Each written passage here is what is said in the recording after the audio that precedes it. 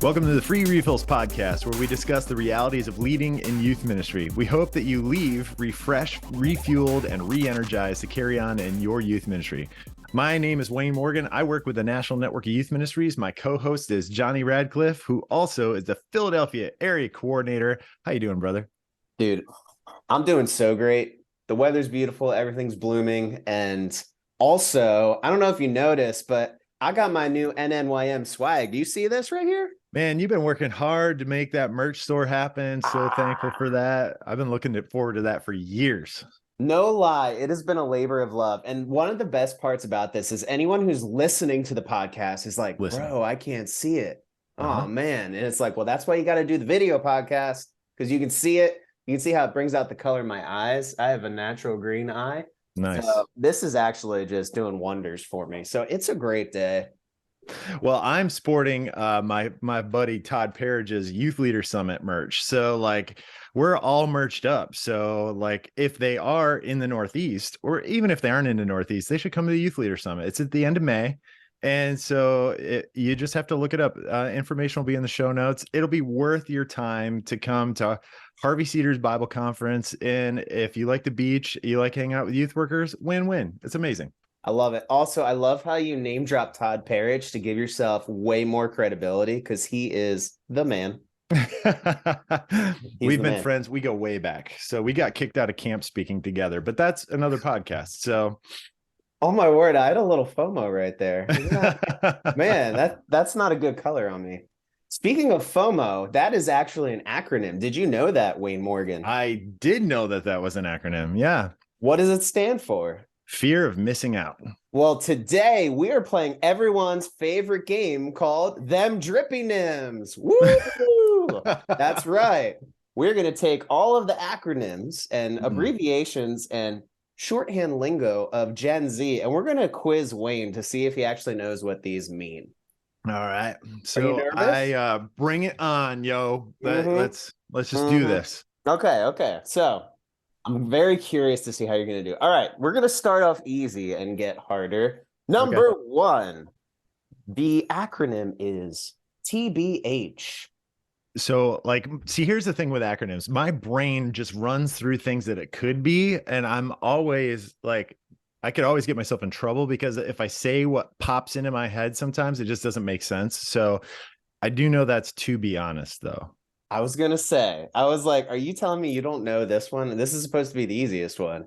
And TBH, if you got this wrong, the rest of the game is going to be real rough. It'd be really downhill from there. So, Oh, yeah.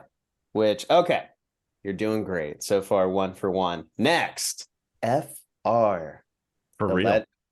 It is for real. Very good. Real. Let's go. You are 2 for 2 of the easy questions. The next one is actually one letter. V. Bro, I don't know that one. V. Let's see here. Very. Ventriloquist. V for Vendetta. Remember that V for Vendetta thing where the guy literally goes through an entire thing with its only V words? Like, I don't know. It was good. Remember the 5th of November. I'm going to need an answer, though. Is it V for Vendetta? Is that where you're going to go? It could have been, but I'm going to say very. I don't know. Wayne Morgan, you guessed very? I guess very. I feel condemned right now. Just right. And you're correct. Oh, boom. Okay. 3 for 3. That was a V good answer. See? It just doesn't work when you say it. No. It also doesn't work when you're a millennial, because you're just like, TBH. Oh, do you love being the old guy where you're just like, yo, man, those kicks be bussin'? Everyone just cringes. They just look at you. They're like, you can't say those things. Now we have to delete them from our vocabulary. Those aren't your words. Go back to Backstreet Boys. I get it. I know it. You aren't cool anymore. Stop it. And in my world, I still am, though. Well, Johnny, this is absolutely fantastic, but we have an incredible conversation with Jason Lamb and Morgan Marshall, and that's really what people are probably leaning into. This is good information for anybody who's working with Gen Z, but Jason Lamb and Morgan's conversation is fire. Travis Deans is also co-host here, so why don't we check that out right now? So we are excited because our topic today is reaching every student in our communities. And Wayne, I'm sure that most youth workers would agree, at least I hope, that we got into youth ministry because we want to see students know Jesus, right? Yeah, for sure. For every student to know the God who loves them, the Savior who died for them, the Spirit that wants to live in them. That's our passion, is to see students know Jesus. And so today we have a couple of special guests who have an incredible story about reaching students. And I just want to hint at it, and then we'll get back to it, because last April, our friends at Dare to Share Ministries held their first ever Gospel Advancing Summit. And a local youth pastor out there in Colorado shared her story of what her church is doing to impact students in their community. And it was so good. It blew my mind. And so we just we've got to get them on the podcast to share this. So we're excited to have our friends Morgan Marshall and Jason Lamb with us today. And would you guys please introduce yourselves? Tell us the name of your church, your ministries, and where you guys are located. How long have you been working together? Go ahead and just give us the details. Give us the details. Yeah, so my name is Morgan Marshall. I am a student minister at Storyline Church. I have been running our 6th through 12th grade student ministry here for almost 3 years, and was doing just middle school ministry before that. But yeah, that is how I met Jason. Jason is one of our volunteers. Actually, he volunteers in our middle school ministry specifically, and then just has a heart for evangelism for students. Has a student in our ministry right now, which is so awesome. And I love getting to do ministry with him most of the time, at least. Is he a good volunteer? I was going to ask, does he? It depends on the Sunday you ask her, Travis, because if I'm there, I am. But if I'm traveling, then I'm not. I want to know how far in advance does Jason let you know he's not going to be there? Is he the typical, oh man, I forgot to tell you, I'm actually in Florida today. Does he do that, or is he let you know? Look, I will come to my own defense. I am pretty faithful to fill out Planning Center as soon as I know I'm gone. Morgan just is tired of getting the Jason is gone notifications. Yeah, that's true. That's awesome. Center. Y'all are nuts. Yeah, for sure. Well, Jason, since we just threw you under the bus, why don't you tell us a little bit about yourself for those who don't know you? Absolutely. Yeah. My name Jason Lamb, as everybody has already shared. I have the privilege of serving at Dare to Share Ministries. Our vision at Dare to Share is every teen everywhere hearing the gospel from a friend. It's one of the things I love about Storyline is our church is very gospel and missionally focused. Those are 2 of our 5 core values as a church. And so it's part of the DNA. It's our desire to reach our own community through our local church. I've got a passion for that, for the world, and to see every teen everywhere hear the gospel from a friend. And so it's actually really exciting to operate in ministry and calling in somewhat of a strategic level as part of Dare to Share, but then to actually get to live that out week in and week out alongside of Morgan, who shares those same passions. One of my favorite stories, as Morgan and I got to know each other 3 years ago, is that she actually attended Dare to Share conference when she was in middle school and high school. And so, and it was during my first few years at Dare to Share. So we had that weird overlap just in our lives, but knowing that we had those shared passions and then to get to work together at Storyline is amazing. And as she already mentioned, I've got a son who's part of that ministry. I've got another son on the way in the next couple of years. And it excites me that things that are core values to me that I'm passionate about are being reinforced in my own kids' lives, let alone all of the students in our student ministry, as Morgan faithfully leads the way. So it's a joy to get to be here with you guys and to talk about things that we just love getting to do. So, by the way, that's a cool name for a church, Storyline. I love that. I'm sure there's a whole story behind that name, which we'll hear another time. But I love that. So at the Gospel Advancing Summit last April, which is coming up, the second one's coming up soon, which is sold out, right, Jason? Sold out, yeah. So if you want to, we encourage you to think about coming next year, April 2024, YMCA of the Rockies this year. I'm excited about that. But Morgan, you shared a story last year that it was just phenomenal because it was relatable, right? It was relatable because you're a youth worker, you're a youth pastor, you love your students, but you just had a passion to look beyond the four walls of your church. And so share that story with us because it's so good. One of the things I think when I first met Jason too, he was just kind of helping kind of get our student ministry back after COVID. It was still kind of in the midst of COVID. And I know that a lot of youth pastors can really relate to that of COVID was awesome in some ways and also terrible in others for student ministry. And so just trying to kind of help our students see their school as a mission field again, as they're able to go back into their schools and classes and sports teams. And so one of the things that we did was we just started looking at, okay, what are the schools around us? What schools are our students attending? And so as I started to do that, we took some surveys of students to see where they're attending. Since I was new in the area, still I didn't know all of those middle schools and high schools. And there's about 20 schools or so, middle and high school together, that are in our area. So they either are close in proximity to our church, or we have students that directly go there. And so we looked at all of those schools and we started to just count the number of students that are at the schools. It's pretty easy to just look that up online and find the general number of students at each of those schools and added up all those numbers.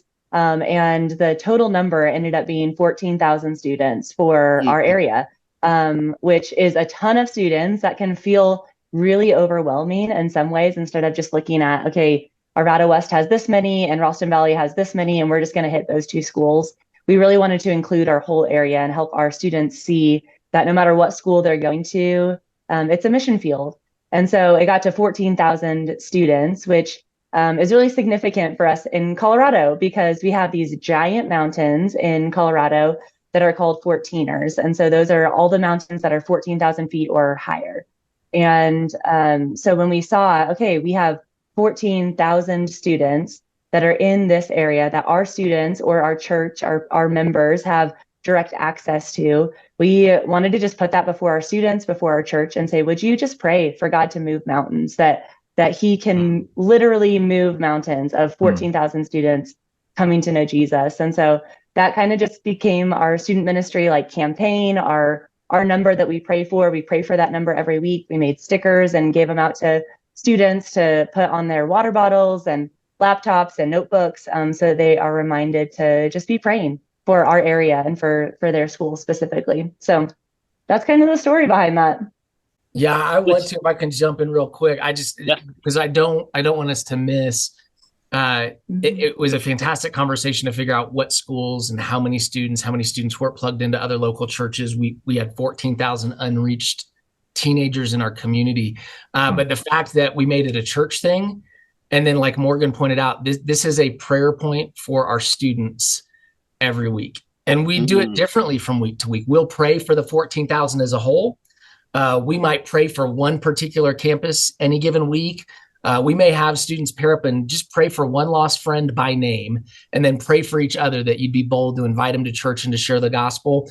And so it has become a mainstay within our youth group, so that 14,000 isn't just the sticker or the mantra or really cool idea, but this is something that our students are engaging with every week. And it's been really cool to see how that's informed the culture and the DNA of our student ministry, because we've made it normal and commonplace in what we talk about and what we do. Which I love all of that. That is, I mean, Wayne, right? I mean, that's for so many reasons. That's the kind of stuff we love to hear and love to see. But there's one other part of the story, if I remember right, and if I don't, forgive me, but I think you guys shared this vision with other youth pastors in the community, right? And how did that go? Talk about that a minute. Yeah. So there's been some other youth pastors that I've made some connections with over the last couple of years, and have just started to kind of cast this vision to help them see, like, hey, you're like, the schools that you're reaching are part of this 14,000. And so the hope is, it's still kind of a work in progress of just getting everyone to be working towards that same goal, because there are schools that we have like a big map of all of Arvada with all those schools pinpointed so you can visually see it. It's awesome. We love that map. But there are schools that are on that map that we don't have students at, but they're close in proximity to us. We just don't know students that are at those schools right now.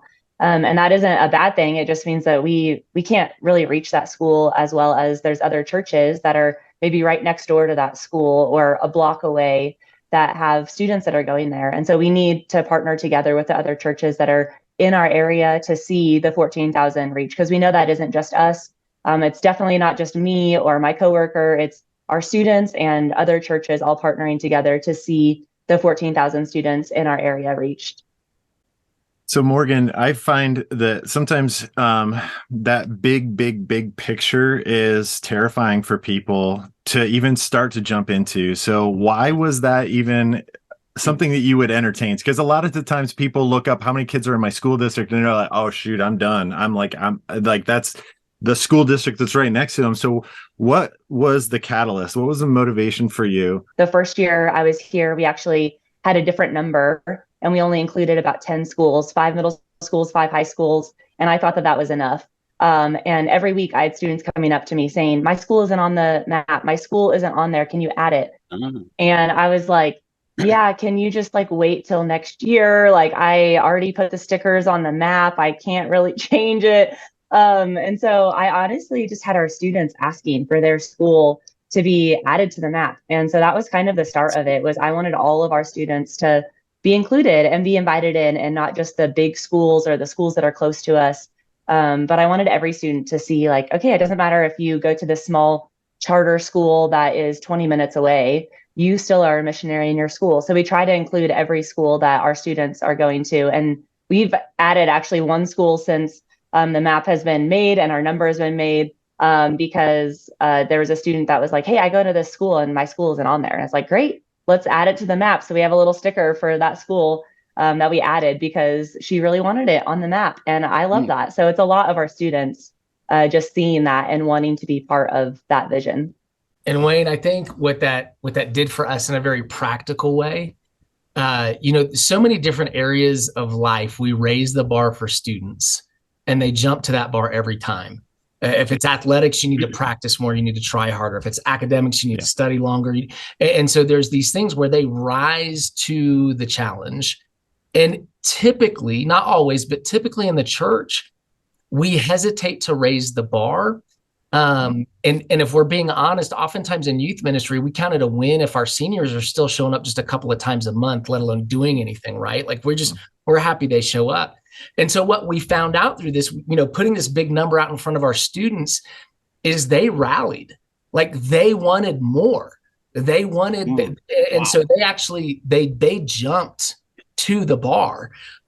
We have students, I've gotten a little nervous on some Sunday mornings because we'll do kind of a missions moment and ask for testimonies. And I haven't always done the greatest job of seeking students out ahead of time, but we're committed to it. And so I'm just like, okay, open mic.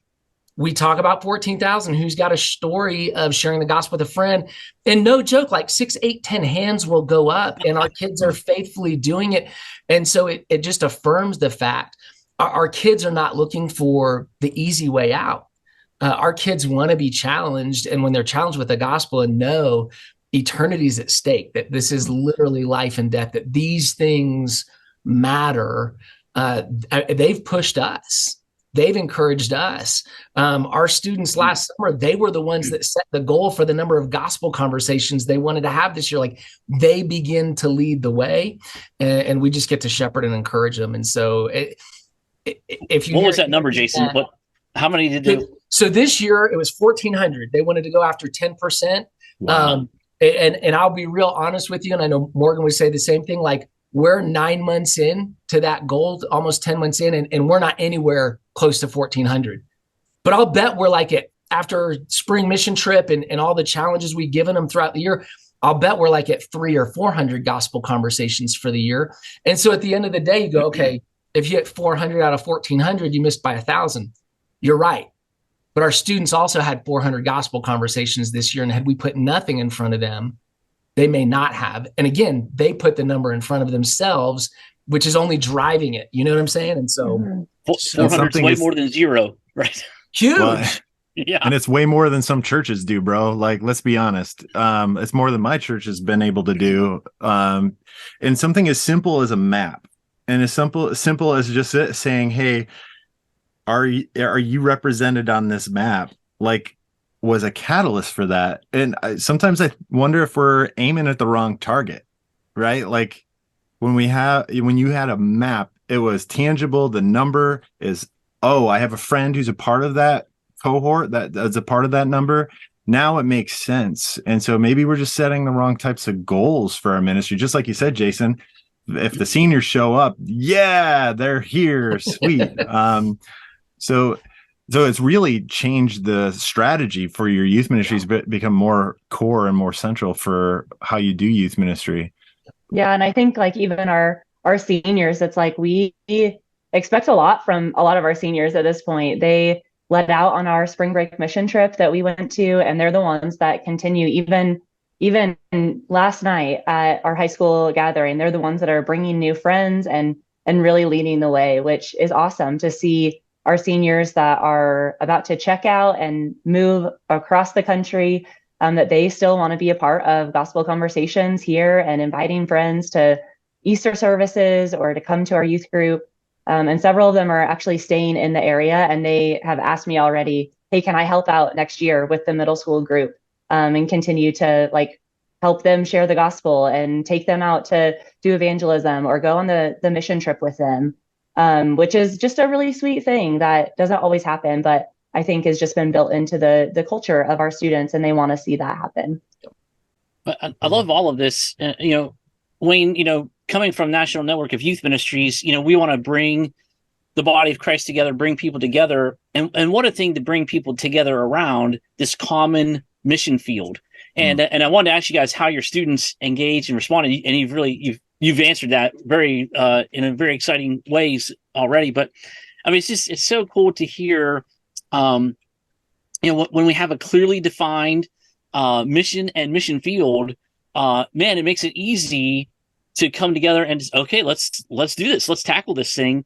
Yeah. Let's make this happen. And what you guys are doing there, when I first heard the story, I'm like, this needs to happen in every single city in the country, everywhere. Like, we need to see this happen all over places. So, man, it's just so exciting to hear you guys share all of this. I've got two questions. I have one for Morgan, and then I have we'll let Jason hit it out of the ballpark with the last one. So, so no expectation for you, Jason, but it better be anointed, So, Morgan, as you're talking about this structure, right? As you're talking about what God has been doing, and what advice would you give for a youth worker who's like, hey, I've got 12 kids who just punch each other all day long, and I don't even I'm lucky if I can get through a Bible study with them. Obviously, different paradigms, but what would be some advice that you could help that youth worker take some first steps? What is it putting up a map? Like, what are some things that you would give advice to somebody who wants to reach more students and just hasn't experienced the growth that you've had? Do you have any advice for them? Yeah. A couple of things come to mind. I think one is finding some adult leaders or even other churches that you can partner with. I think that is just really important in youth ministry. It can feel really lonely leading students. And so having some other people that you can cast that vision to and ask them for help, whether that's adult volunteers or there's other student ministries in the area that you can partner with, is really helpful, just for your own support, I think. And then as far as the students go, I think just starting somewhere, like casting that vision for them, sharing the gospel with them every single week. As simple as that might sound, that is something that we make a point to do every week in our Sunday morning gatherings and our Wednesday night gatherings. We share the gospel every week. And we want to make that a point because we want our students not just to hear the gospel, but to hear how to share it. And I think that our students sometimes just don't know, they don't have a tool, they're afraid to, they are afraid of what students might think about them. And so being able to share it with them, whether that's using a tool or talking through that a few different ways and giving them the courage to have those conversations is really helpful.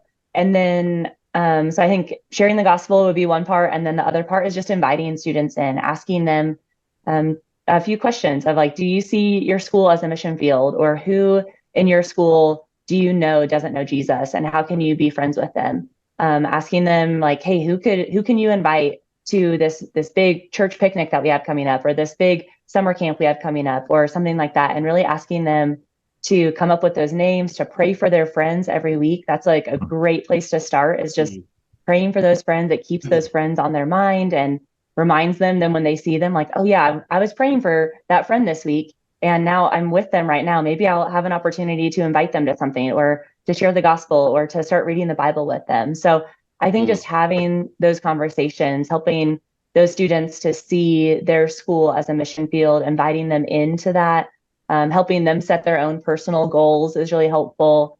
I think that those are some like basic things to start out, but Jason might also have some other ideas for that. So no, I thought for sure, since you were like, hey, you need to go find other youth workers, and you were like, hey, you set up National Network of Youth Ministry really, really well. I thought you were going to be like, and then take your kids to a Dare to Share event. I thought that's what it was going to be. So, but it was, I mean, that is great too. Thanks, Morgan.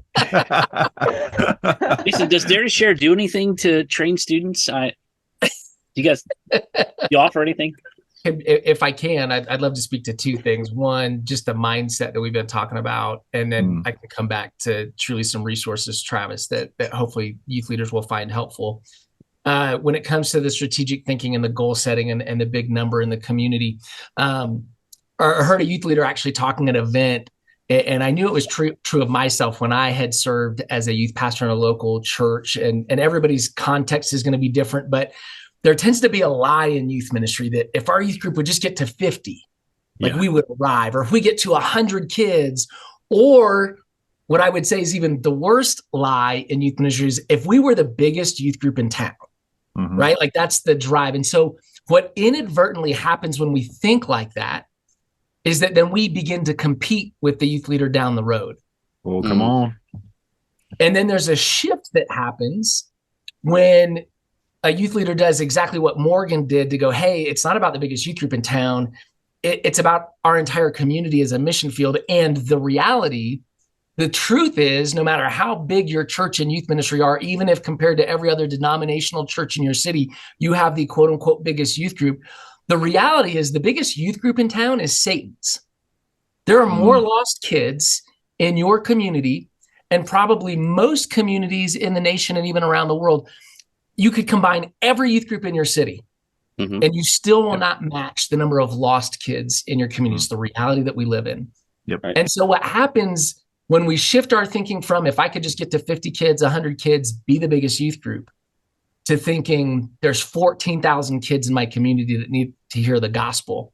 I go from competing with other leaders in my area for the biggest, best youth ministry to cooperating and collaborating with them, because if we all did if every single one of our youth rooms was packed to capacity every week, we still would not have enough seats for the lost kids in our community. So there's a mind shift that needs to take place, where we're not competing with each other, but we're partnering together. We're networking together. We're rallying our networks around the larger mission field, coming together, to do events together, but come together to do events that reach students so that we can be missional together and reach our communities. Super passionate about that. Would love to see more youth leaders. And I think there's a lot of them out there, to be honest, to embrace that mindset and to say, we're going to be about the mission and not competing with one another. And let's come together for that. In terms of resources at Dare to Share, we are a training and equipping and resourcing ministry. We partner with a local church for this end. And so you can go to our website, daretoshare.org. All of our digital resources, ebooks, all of our curriculum, digital curriculum that's downloadable is absolutely free. We don't charge for it. Evangelism training curriculum. We've got a new one that's about to roll out called Take Off to Touchdown. That's a 4-week curriculum based on an animated video that we've produced that literally over 4 weeks will walk your students through how to have gospel conversations. It'll be a great place to start if you're just like, I want to get this in front of my kids. I want to train them, and then let's see what happens. Another tool that we have, in addition to what you'll find on our website and in our store, is what we call the Life in 6 Words app. It's a faith sharing tool that's an app. No matter how articulate your students may be or even might become in sharing the gospel, we say if they can swipe and read, they can share the gospel with an app. So it's a practical tool. They can put the names of their lost friends in the app that they're going to pray for, care for, and share the gospel with. And it just is a tool to help them every day. And then we do, Travis, to your point, we do events. And so the one that I would just encourage youth leaders to at least check out is something called Dare to Share Live. It's a 1-day video-based day where on the web, your students can get trained and equipped through resources that we provide. And then everybody in their local setting goes and does outreach. So your kids get trained how to share the gospel, then they get activated to go do that. That historically has been something we've done here in the United States. Last year, we did a Spanish version of Live, so we included Central and South America. This year, the way we're producing that event, it's going to be a global event. It's actually going to kick off in Australia, and we're going to have a global day of evangelism. You just have gospel conversations that'll work their way around the globe as the sun goes up. Middle school and high school students trained and equipped and sending it out. I want to encourage you all to check that out because it's a 1-day thing. Like it's a few hours of training, a few hours of going out on outreach, and just see what God might do through your students when they get trained and equipped and you unleash them in your community. Check it out, daretosharelive.org. But if there's, and that's free as well. Like, again, we're here to partner, resource, equip the church. We want to make as much of those resources accessible and free as possible. If there's anything that we can do to serve you, if you're a local youth leader and you're just thinking this all sounds good, but where do I begin? Check out the site, reach out to us. We're here to serve.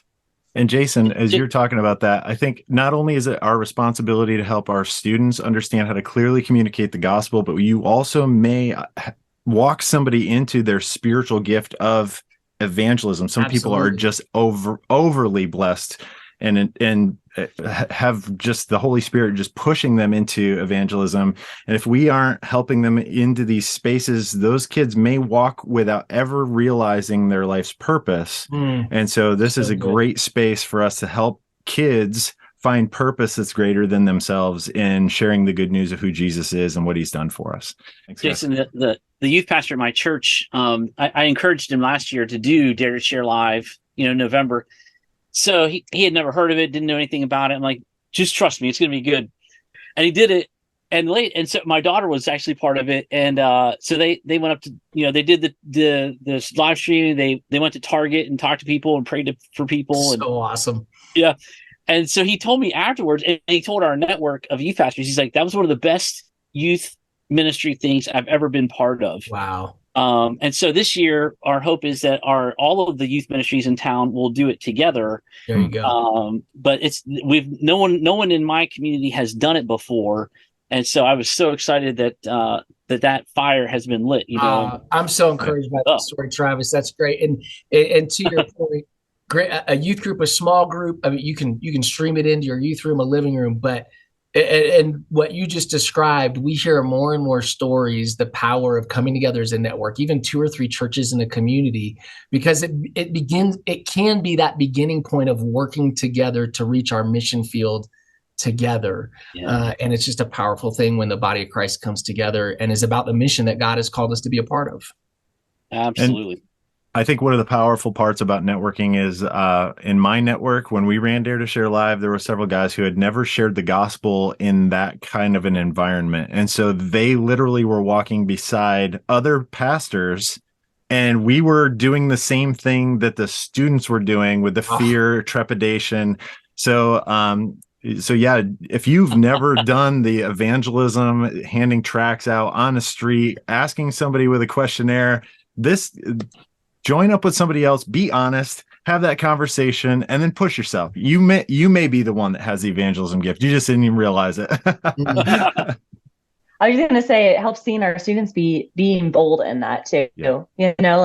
I think that encourages me when I get to go see our students out there, because that is one of the favorite events I think that Dare to Share does for me. And it's really easy just to join in and do that. So I love encouraging youth leaders to be a part of that.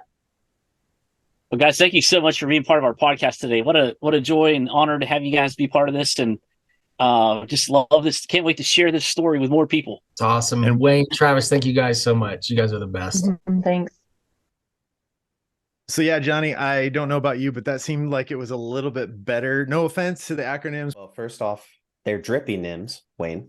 Oh, they're dripping names. But second, I think what we heard in this interview is actually something that how do I describe it? It's something all of us want to get to. Am I right? Like, does that make sense? Like there was this like appreciation for what Morgan was describing as far as like, it's simple, but it's brilliant, and it's hard and it's easy. And as I'm listening to it, I'm just saying, it's one of those things where it's almost like, man, like I almost like, we got to do this too.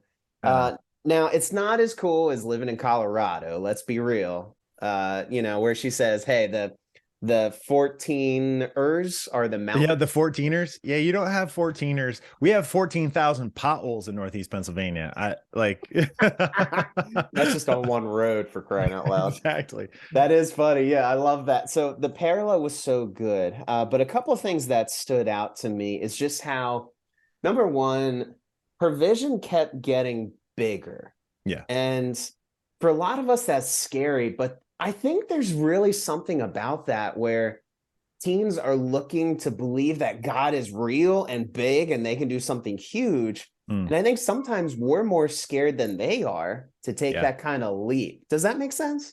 Yeah. Well, and we know with teenage brains that they're willing to take risks more so than adults. And so I think we forget that they are primed at that space to set them for a higher level. Just like Jason said, so many places where we tell them, hey, you've got to go do this, and they rise to that occasion. And what if we're just, I even said it in the interview, what if we're aiming at the wrong targets? Yeah, absolutely. And I think the greatest example of that is, did you notice what they're measuring? They're measuring gospel conversations. Yeah. Yeah. That's so great, because I'm so tired of hearing about how attendance doesn't matter. Right. Like that's the rote thing that we always say. And some of us feel better because our attendance actually isn't that good. Yeah. But we say, well, we shouldn't measure attendance. But then it's like, okay, but what are we measuring? Right. And I think gospel conversations is such a good thing to measure. I think it's so good to measure that rather than guests at an event, which that's not a bad thing to measure either. But the thing that really stood out to me the whole time is just the attitude of how to flip this on its head. How it's not how many kids are you going to invite to our event? It's how many conversations are you having with this 14,000 pocket demographic? And Jason even used the term unreached people groups. Right. Like it was like these unreached students. And I'm sure some of them are plugged into church. It's Colorado. Like there are great churches doing some things out there. So it's not definitely 14,000, but just to have a concrete number and to say there are 14,000 teens that need Jesus or need to go deeper into their relationship with Jesus, just being able to visualize that and articulate that, I think is huge. Yeah, for sure. I mean, gospel conversation also is in their wheelhouse. It isn't, hey, just invite them to youth group. And then you're like, hey, did you invite any friends? Oh yeah, I invited friends. Like they know what a gospel conversation is. They've been empowered to do it. And then they're commissioned to do it. So they're constantly looking for it. Dare I say it, this is more well-rounded into discipleship because that's changing their thought process. Romans 12, don't be conformed to the patterns of the world, but you're thinking about how to live differently, walk differently, talk differently. So I love it too.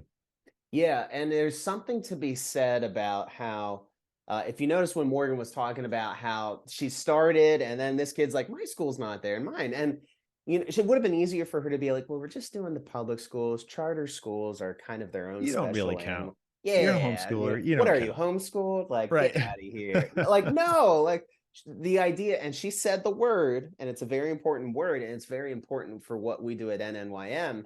The word is every. Yeah.